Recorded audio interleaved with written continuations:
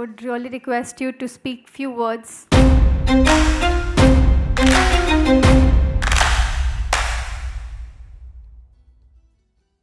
महाराष्ट्राचं आराध्य दैवत छत्रपती शिवाजी महाराज, भारतीय राज्यघटनेचे शिल्पकार डॉक्टर बाबासाहेब आंबेडकर यांना मानाचा मुजरा. सगळ्या मान्यवरांनी मी आल्यानंतर ऐकत होतो, सगळे इंग्लिशमध्ये बोलत होते. मी इंग्लिशमध्ये बोलीन, पण मी नंतर बोलीन. पहिला मी आपल्या महाराष्ट्राच्या भाषेत बोलीन, आपल्या राज्यभाषेत बोलीन आणि मराठीत बोलीन आणि इंग्लिशला मी नंतर येईन. Because I am comfortable with my mother tongue, I am comfortable with my Marathi, and I am comfortable with Bharatiya Bhasha. Okay? मला वाटते that is the most easy communication I can have with you. म्हणजे आपल्यामधला जो संवाद आहे तो एकदम सोपा जाईल. आता या ठिकाणी पहिला म्हणजे सन्माननीय व्यासपीठ, समोर बसलेले सर्व माझे मित्र, बंधू, भगिनींनो आणि मस्के बंधू. आता म्हणून मी भाषणाची सुरुवात केली तेव्हा मॅडमना विचारलं. मॅडम बोलले तुम्ही 24 तास बोलू शकता, पण हा कार्यक्रम 24 तास नसणार आहे. तर मी तुम्हाला थोडक्यात सांगीन सगळं सिक्युरिटीबद्दल. काही पॉईंट्स मी थोडे लिहून आणलेत की मी विसरू नये. अच्छा, याच्यामध्ये तुम्ही जे माझ्यासमोर बसलेले आहेत, तुम्ही सर्व सिक्युरिटी एजन्सीमधले की काही हाऊसकीपिंगमधले पण आहेत आणि कुठल्या एजन्सीमध्ये कोण कोण सिक्युरिटी एजन्सी चालवतात का? म्हणजे ऑडियन्समध्ये हात वरती करा जरा. कोण कोण सिक्युरिटी सर्व्हिस चालवत आहेत ते? बरं, हां. बहुतेक करून म्हणजे आपण एका फॅमिलीमधलेच आहोत या ठिकाणी. आता थोडक्यात 5 मिनटं मी आमच्या कंपनीबद्दल बोलतो आणि मग मी सिक्युरिटी कंपनीबद्दल बोलेन. मी ॲक्च्युली माझं जे बॅकग्राऊंड आहे ना, बघाल ना, तर मी हॉटेल मॅनेजमेंट केलेलं आहे आणि मी MA केलेलं आहे. म्हणजे माझं जसे माझ्यासमोर हे मोठे म्हणजे डिग्निटरीज बसलेत मोठे सगळे, कोण आर्मीमधून आहेत, नेव्हीमधून आहेत, म्हणजे मोठमोठ्या ठिकाणी रिटायर होऊन आलेले आहेत, चांगल्या पोझिशनवरून आलेले आहेत. पण माझं तसं आर्मीचं किंवा पोलीसचं असं माझं काय बॅकग्राऊंड नाही आहे. I am with a student of the hotel management. MA केलं, MA केलं आणि त्याच्यानंतर इंडस्ट्रीमध्ये आलो. कारण I was working with the 5 star hotels like the Oberoi, Holiday Inn, Novotel, या सगळ्या ठिकाणी मी होतो. ओके. आता आम्ही लोकांनी सुरुवात कशी केली मी तुम्हाला थोडक्यात सांगतो. तुम्हाला ऐकायची इच्छा आहे ना? येस ना? हां, ओके. हां, तरच बोली ना, नाही तर डायरेक्ट अभिनंदन करीन ह्याचं आणि निघीन मी. ओके. हां, तर इथे आता सांगतो मी हॉटेल इंडस्ट्रीमध्ये असताना आहे ना, हाऊसकीपिंग हा बिझनेस काय आहे ना, हा मी हाऊसकीपिंग हे जवळून बघितलं आणि लहानपणापासूनच मला स्वच्छतेची वगैरे आवड वगैरे. नंतर मी हॉटेलमध्ये असताना ते मी सगळं स्टडी करत होतो. मग मी विचार केला की आपण आहे ना हाऊसकीपिंगचा बिझनेस चांगल्या प्रकारे करू शकतो. तिकडे माझी ओळख रहेजा साहेबांबरोबर झाली. 5 स्टार हॉटेल असल्यामुळे मोठे बिल्डर, मनोज अजमेरा, रहेजा साहेब, वाधवा वगैरे असेच मोठे बिल्डर्स यायचे. तिकडे माझं त्यांच्याशी कॉन्टॅक्ट झालं. फार डीपमध्ये जात नाही, मी थोडक्यात सांगतो तुम्हाला मी. आणि मग तिथून आम्ही लोकांनी काय केलं, हाऊसकीपिंग बिझनेसला 1996 1 ऑगस्ट 1996 आम्ही सुरुवात केली हाऊसकीपिंग बिझनेसला. हाऊसकीपिंग बिझनेसचा प्रवास 15 वर्ष झाला हाऊसकीपिंग बिझनेसचा फक्त.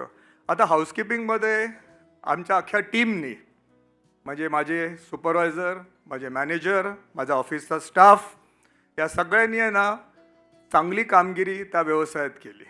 मी नाही केली आहे, माझ्या टीमनी केली. ते चांगल्या कामगिरीचं श्रेय मी माझ्या स्वतःकडे कधी घेत नाही, ते माझ्या टीमचं श्रेय आहे. टीम आहे म्हणून मी आहे, मी असं समजतो ही गोष्ट. तर टीमने माझ्या चांगली कामगिरी केल्यामुळे काय झालं माहिती आहे, थोड्या टायमाने आमचेच जे क्लायंट आहेत त्यांनीच मला सुचवायला सुरुवात केली की अरुणजी तुम्ही सिक्युरिटीच्या बिझनेसमध्ये का नाही आहेत वगैरे. तर मी विचार करायला लागलो की आता सिक्युरिटी म्हटलं की 24/7 सुट्टी नाही वगैरे, XYZ सगळं, ते कसं करायचं. तर आमचे पहिले क्लायंट भाटेवाडी म्हणून होती. भाटेवाडी एक साईट आहे घाटकोपरला, ती आम्ही लोकांनी सुरुवात केली तिकडून. आणि मग तिथून आमच्या सिक्युरिटी कंपनीला सुरुवात झाली. आणि तेव्हा फक्त माझ्याकडे 2 गार्ड होते. 2 गार्डनी घेऊन आम्ही लोकांनी सुरुवात केली सिक्युरिटी सर्व्हिसला. मग काय झालं, आमच्याकडे दोन्ही सर्व्हिस एकत्र आल्या. हाऊसकीपिंगची सर्व्हिस पण आली आणि सिक्युरिटी पण सर्व्हिस आली. आणि तुम्हाला सांगतो, जे सिक्युरिटी एजन्सी जे चालवतात इकडे किंवा खाली वगैरे, ज्यांनी हात वर केलं, जर सिक्युरिटी जर कंपनी चालवत आहे ना, it is a tough company. मग त्याच्यात तुम्हाला मी अजून सल्ला देईन, जर तुमचा त्याच्यामध्ये बिझनेस वाढवायचा असेल ना, तर त्याला आहे ना हाऊसकीपिंग बिझनेसची पण जोड द्या तुम्ही लोकांनी. मग तो बिझनेस आहे ना तुमचा अजून वाढेल. म्हणजे उलट हाऊसकीपिंग इझी आहे सिक्युरिटीपेक्षा, हे माझ्या अनुभवातून मी तुम्हाला सांगतो. कारण आता टोटल माझ्यामध्ये मी माझ्या व्यवसायामध्ये मला जवळ तुम्हाला सांगू ना, 1 ऑगस्टला, आता जो 1 ऑगस्ट येणार आहे तेव्हा 1 ऑगस्टला आम्ही व्यवसायामध्ये 29 वर्ष पुरे करू. 29 ना आम्ही. बाळासाहेब, तुम्ही तुमचा आज 15वा वर्धापन दिन आहे. तुम्हाला तुमचे बंधू शरद दोघांना मी भरभरून तुम्हाला शुभेच्छा देतो. 15 काय अजून इन्फिनिटी इयर्स येऊ दे. म्हणजे काही त्याला मी बोलत तुम्हाला वर्ष सांगतच नाही किती यावी, इतकी तुम्ही घ्यावी. आता इकडे काय झालं माहिती आहे, तुम्ही 15 वर्ष, आम्ही 29 वर्ष. बरं, हां. त्यावेळेला मी मोठा भाऊ आहे तुमचा. बिलकुल सर. हां. आणि आपल्यामध्ये छोटा भाऊ मोठा भाऊ हा काय वाद आपल्यात नाही ना, बिलकुल नाही सर. की तुम्ही कळलं ना. काहीच नाही. मला कळलं तुम्हाला वाटते कळलं मी असं तुमचा का बोललं. आदर्शच घेतोय सर, अजून पण शिकतोय आम्ही तुमच्या. येस, नाही शिकण्यासारखं काय नाही हो. मी पण अजून शिकतोच आहे अजून. सर. कारण माणसाने नेहमी शिकत राहायचं असते, मला तरी वाटते. कारण आपण कधी परिपूर्ण होतो, रोज काय ना काय शिकायला मिळते. पेपरमध्ये वाचतो, त्याच्यात काहीतरी शिकायला मिळते. चांगल्या लाईन वाचतो, मित्रांशी शेअर करतो. आता मस्के बंधूंबद्दल थोडंसं बोलतो. म्हणजे आमच्या सिक्युरिटी कंपनीचे जे लायसन्स आहे, पसारा लायसन्स जे सिक्युरिटी कंपनी सांगते, तुम्हाला एक सांगू, तुम्हाला आज आहे ना मुंबईमध्ये फक्त 950 लोकांकडे पसारा लायसन्स आहे. हा फिगर आहे. फक्त 950 कंपन्या पसारा लायसन्सचे अंडर रजिस्टर्ड आहेत. बाकी अजून किती अशा असतील ना ज्या अनधिकृतपणे चालत असतील, त्याचा आकडाच नाही आहे तिकडे. सर आपण त्यांना सर्वांना लवकरच आणू पसारामध्ये. येस, आणा, खरं आणा तसं. तर आता म्हणजे हा जो आकडा माझ्याकडे होता तो मी तुम्हाला शेअर केला इकडे. आणि या ठिकाणी कसं झालं माहिती आहे, आणि सिक्युरिटी कंपनीबद्दल तुम्हाला सांगतो, आमच्या कंपनीचं पसारा लायसन्स पण मस्के साहेबांनीच करून दिलं, मस्के ब्रदरनी. आणि न मला जास्त त्रास देता मला एकदाच मंत्रालयात जायला लागलं, होम डिपार्टमेंटमध्ये. त्यांचे बंधू शरद माझ्याबरोबर होते. मला थोडा उशीर बाहेर बसवलं फक्त. मग तिथले एक मोठे होम डिपार्टमेंटचे सचिव होते, त्यांच्यावर माझी मीटिंग करून दिली 5 मिनटं, आणि आमचं सिक्युरिटीचं लायसन्स झालं. म्हणजे मस्के साहेब, थँक्यू व्हेरी मच. तुम्ही म्हणजे त्या आमचं काम केल्याबद्दल तेव्हा. ठीक आहे. आता सिक्युरिटी कंपनीबद्दल बोलतो थोडंसं, की या ठिकाणी कसं आहे माहिती आहे, की सिक्युरिटीचा जो हा बिझनेस आहे, तो आपण लोक सगळे या सिक्युरिटीच्या बिझनेसमध्ये, तो भरपूर वाढणार आहे. म्हणजे त्याला स्काय इज द लिमिट. मी तुम्हाला सांगतो तिकडे कसं, मी तुम्हाला सांगतो बघा. कारण मुंबईचं जे स्वरूप आहे ना, सगळं आता बदली होते. मी जास्त वेळ घेत नाही ना तुमचा, शुअर ना. हां, ओके.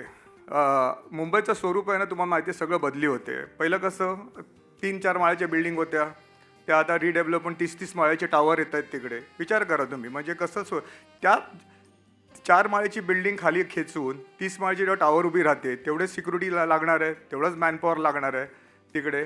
तर या बिझनेसला स्काय इज द लिमिट सिक्युरिटीला. पण आता आपल्यासमोर चॅलेंजेस पुढे काय आहेत ना, ते तुम्हाला सांगतो. त्याचं पण मी स्टडी केलेलं आहे. आज आपण सिक्युरिटी बिझनेसमध्ये आहे. आपण आपलं प्रोडक्ट काय आहे? मनुष्य, मॅनपॉवर इज आवर प्रोडक्ट. म्हणजे आपण मनुष्य घेऊन, म्हणजे एखादा समजा माणूस घड्याळ बनवतो, मीठ बनवतो, गाडी बनवतो वगैरे. आपलं प्रोडक्ट मनुष्य जे देवानी निर्माण केलेलं आहे. तर आपल्याला अभिमान पाहिजे आपल्यावर, की आपलं प्रोडक्ट आहे ते मनुष्य आहे. Yes or no? हा मुद्दा लक्षात घ्या. देवानी बनवलेलं प्रोडक्ट हे आपलं प्रोडक्ट आहे बिझनेस व्यवसाय करताना. आता या ठिकाणी आपल्यासमोर चॅलेंजेस काय आहेत ना, ते तुम्हाला पुढे सांगतो मी तुम्हाला, की सगळ्या सिक्युरिटी कंपन्यांना चॅलेंजेस फेस करायला लागणार आहे. पूर्वी कसं माहिती आहे, महाराष्ट्र एकच असं राज्य होतं जे डेव्हलप होतं. ओके, सगळे इंडस्ट्रीज वगैरे सगळं जे काय आपल्याकडे आहेत, कारखाने वगैरे सगळे जास्त महाराष्ट्रामध्ये होते, आजही आहेत. पण आता काय झालेलं आहे माहिती आहे तुम्हाला, त्यावेळेला काय व्हायचं माहिती आहे, इंडियातली सगळी लोकं, म्हणजे उत्तर प्रदेश, बिहार, म्हणजे मध्य प्रदेश, आसाम म्हणा, कलकत्ता म्हणा वगैरे, सगळी लोकं, साऊथचे पण सगळी लोकं आपल्या मुंबईत यायचे नोकरीसाठी. तेव्हा मॅनपॉवर इझिली अवेलेबल होती. आता काय होणार आहे तुम्हाला सांगतो. डाऊन द लाईन 10 वर्ष, आत्ताचे जे केंद्र सरकार आहे, मोदी साहेबांच्या अंडर, प्रधानमंत्री मोदींच्या अंडर आहे, पुऱ्या इंडियामध्ये डेव्हलपमेंटचं काम करते. आता जर तुम्ही बघाल ना, सगळे स्टेट डेव्हलप होत आहेत. UP म्हणा, बिहार म्हणा, मध्य प्रदेश बोला, कुठलं स्टेट आता डेव्हलप होत नाही असं सांगा. त्यामुळे आता काय झालेलं माहिती आहे, तिथल्या माणसांना, ओके, त्यांच्याच ठिकाणी नोकरी मिळते. तिकडे द्या. तर ते आता आपलं घरदार सोडून, आपले आई वडील सोडून कशाला मुंबईत येणार? 4 गॅलरीमध्ये कोणाच्या तरी झोपायला आणि ते 12 आणि 15,000 कमवायला? असं नाही होणार आता. कारण त्यांना त्यांच्याच राज्यामध्ये आता नोकरी मिळायला लागल्या आहेत. म्हणून सगळ्या सिक्युरिटी कंपन्यांसाठी हा पुढे चॅलेंज आहे की आपल्याला मॅनपॉवरचा प्रॉब्लेम याच्यानंतर डाऊन द लाईन 10 वर्षांनी किती येणार आहे ते बघा. तुम्हाला आत्ताच सांगतो मी तुम्हाला ही गोष्ट. टुडे इट्स सेल्फ तुम्ही आठवण कराल की हे अरुण दरेकर 15व्या वर्धापन दिनी मस्के ब्रदर्सचे हे बोललेले जे आज आम्ही बघतोय सगळं करून. तर त्याच्यासाठी तुम्हाला आत्ताच सांगतो. त्यामुळे एका व्यवसायावर अवलंबून राहू नका. त्याच्यानंतर त्या तुमच्याच व्यवसायामधले काही व्हर्टिकल शोधा. त्या व्हर्टिकलमधून तुम्हाला काय करता येत असेल, जसं मी हाऊसकीपिंगमध्ये आहे, हॉटेल इंडस्ट्रीमध्ये पण आहे, सिक्युरिटीमध्ये पण आहे. आता 1 ऑगस्टला आम्ही आमचं स्वतःचं लॉ फर्म चालू करतो आहे. म्हणजे कोणालाही कुठलाही कायदेशीर सल्ला पाहिजे असेल तर त्यांनी आमच्या कंपनीकडे यावं. त्याचं 1 ऑगस्टला ओपनिंग होणार आहे. बस्के साहेब तुम्हाला यायचं आहे 1 ऑगस्टला आमच्या ओपनिंगला तिकडे. तर एक लॉ फर्म आम्ही स्थापन करतो आहे. म्हणजे मी कसं मध्ये नेहमी असे व्हर्टिकल्स बघत असतो. म्हणजे 10 वर्षानंतर जो आपल्याला प्रॉब्लेम येणार आहे आपल्या व्यवसायात चालवायला, हा जो धोका आहे ना मला आत्ता दिसतोय मला. त्यामुळे लगेच मी आता दुसरं एक व्हर्टिकल शोधून काढलं आहे माझ्या लॉ ऑफिसच्या रूपाने. म्हणजे तुम्हाला वकिली सल्ला तुमचं म्हणजे असे ती आयडिया तुम्हाला नंतर कोणाला याच्याबद्दल नीट माहिती पाहिजे. कारण हे व्यासपीठ नाही आहे माझं स्वतःचं मार्केटिंग करायचं. लॉ ऑफिससाठी मी कसं केलं काय केलं कोणाला माहिती पाहिजे असेल त्यांनी मला सेपरेट भेटावं. तुम्हाला मी सांगतो. म्हणजे थोडक्यात मला एवढंच तुम्हाला सांगायचं आहे की look verticals in your own business ते सांगतो. आणि as far as security is concern मी तुम्हाला सांगतो.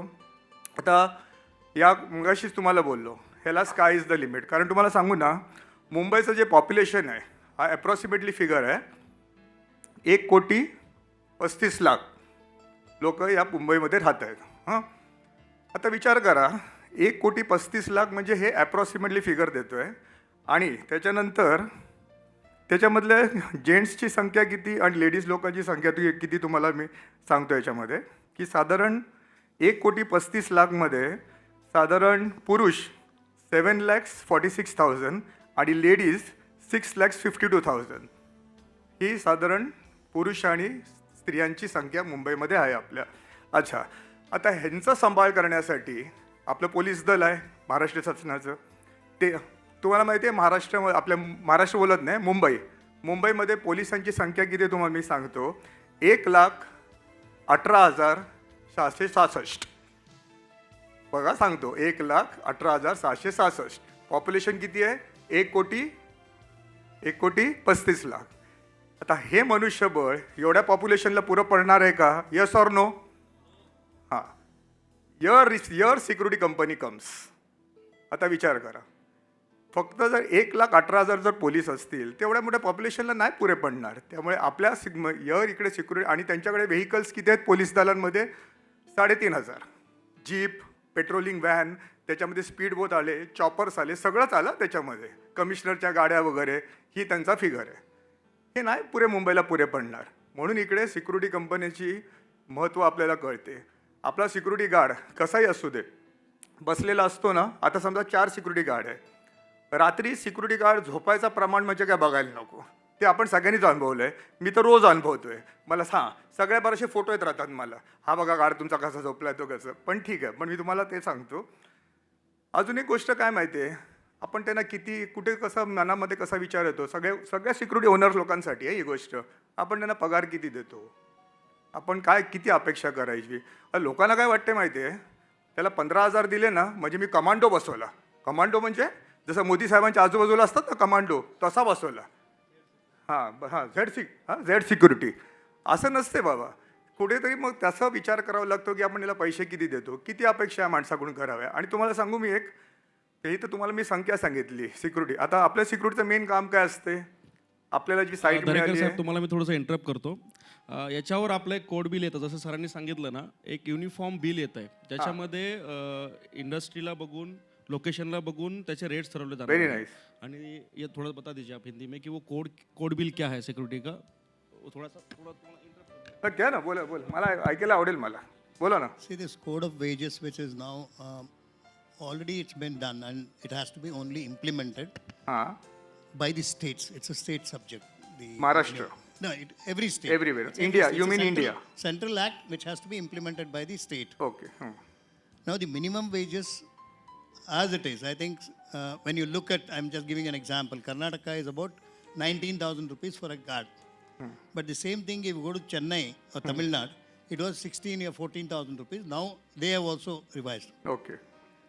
Now with this code of wages coming in, there will be uniform wages across the country.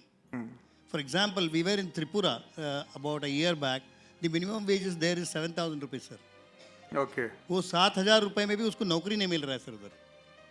And that also they are working for 12 hours on 7,000 rupees. Because there are no industries at all. So no job opportunities. That's how those people come here. As you rightly said, the migration will stop because all other states are developing themselves.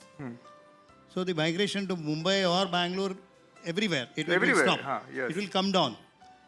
But the challenge will be where we will source the manpower. Unless and until we have a good minimum wages locally paid. And that's happening, sir, very, very shortly. Today only, I think my chairman, my secretary is meeting the labor minister. That is the reason they are not here. They're working on the code of wages only, sir. Okay, great. This is a great news you have given me, sir. Okay, I'm very happy to know that. That is the Minimum Wages Act, which is going to be implemented in Maharashtra also. I believe it will be implemented in total Maharashtra also, right? With all the everywhere, actually. Thank you. Good information. Thank you, sir, for sharing your knowledge with me. Okay, yeah. And आता एक गोष्ट आहे ना, मला तुम्हाला आता security quotation जेव्हा आपण भरतो ना, एक गोष्ट मला काय नेहमी खटकते ना, तुम्हाला मी सांगतो की, आणि हाऊसकीपिंग म्हणा, अशर म्हणा, क्लार्क म्हणा, मॅनेजर म्हणा, कोण पण म्हणा, त्यांना वीकली ऑफ असते की नसते. पण सिक्युरिटी गार्डला सगळ्या साईट्सवर मी ऑब्झर्व करतो ना, वीकली ऑफ दिली जात नाही. मी या गोष्टीच्या विरोधात आहे. ओके, कारण मी विचार करतो सिक्युरिटी गार्ड पण एक माणूस आहे, त्याला पण फॅमिली आहे, त्याला पण सगळ्या गोष्टी आहेत, त्याला पण तसे सोशल बाइंडिंग आहे, त्याला पण लग्न आहे, मयत आहे, बारसं आहे वगैरे सगळं आहे. पण इकडे मी प्रत्येक वेळेला बघतो ना की जेव्हा पण आम्ही लोक कोटेशन भरतो ना, वीकली ऑफ तुम्ही मॅनेज करा. कसं काय मॅनेज करा? म्हणजे एक रिलीवर आपण कसं ठेवा, रिलीवर तुम्ही ठेवला, रिलीवरचा पगार तुमचा दिला, तुमचा प्रॉफिट सगळं खाणार तुम्ही तर त्याच्यामध्ये.